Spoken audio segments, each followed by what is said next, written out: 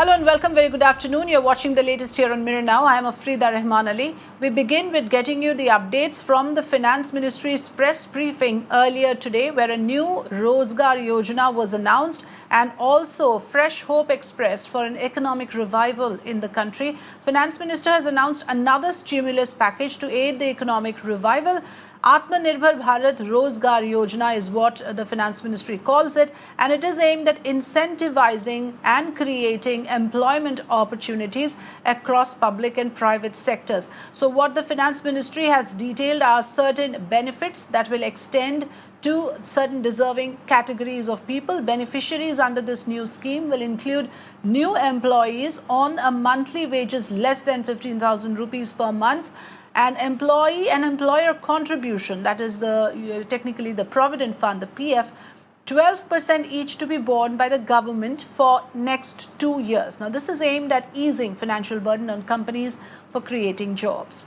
In fact, also coming from the Finance Minister, certain other announcements where the FM has announced credit support for 26 stressed sectors, including the health sector, and entities to get additional credit of up to 20% of outstanding credit. Repayment period set at 5 years. So this entire process aimed at easing out the financial burden both on individuals and on companies. The new scheme, which we are now calling as Atmanirbhar Bharat Rozgaar Yojana, is being launched so that we incentivize creation of new employment opportunities so that the recovery phase benefits from it. What does this mean? It means that every EPFO registered establishment, those registered establishment, if they take new employees who never were covered by EPFO earlier, if they take them on, or if they bring in employees who had lost their jobs between 1st March 2020 and 30th September 2020, even they will be counted as new employees, although they may have an EPFO number earlier. Both will benefit from this. We are launching a credit guarantee support for all the stressed sectors. This was part of what was recognized by the Kamath Committee, which looked at the various sectors which are stressed as a result of the pandemic.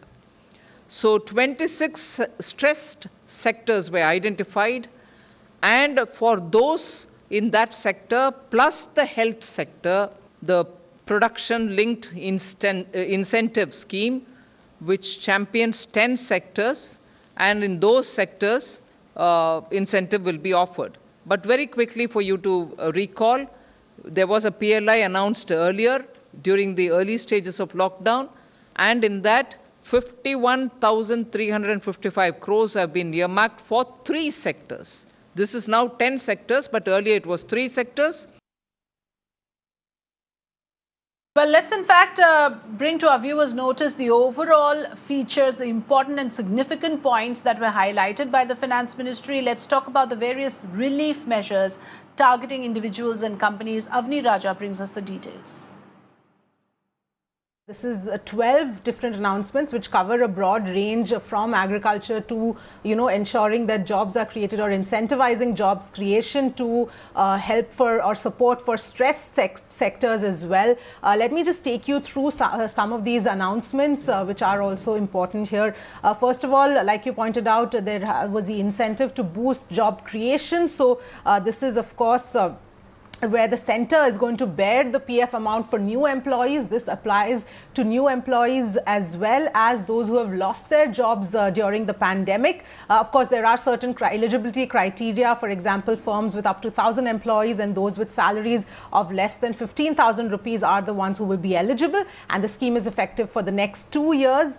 The other important announcement has come in with respect to support for stressed sectors. So we're talking about 26 stressed sectors here who have been impacted by by the pandemic and the lockdown, credit support for them. So the emergency credit guarantee scheme has been extended here till the 31st of March 2021. So entities with credit outstanding between 50 and 500 crore will be benefited from this scheme.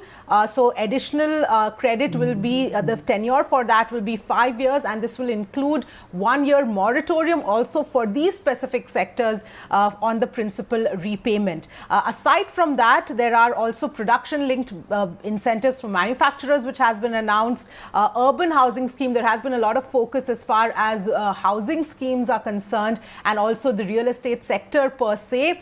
Support for construction and infrastructure announced. 6,000 crore in the National Investment and Infra Fund will also be infused. Income tax relief for home buyers and developers. So again, this is subject to certain terms and conditions that this income tax relief will be granted. Also for farmers, 65,000 crore of fertilizer subsidy. The Garib Kalyan Rozgaar Yojana, an additional 10,000 crore has also been announced. That will be infused. There's also some other measures to boost exports as well as capital and industrial expenditure. And finally, a 900 crore infusion for research and development grant for the COVID vaccine development. So this is the third set of announcements that has come in. This was, of course, talked about even earlier, and it was expected before Diwali, and that has happened at this point, Afrida.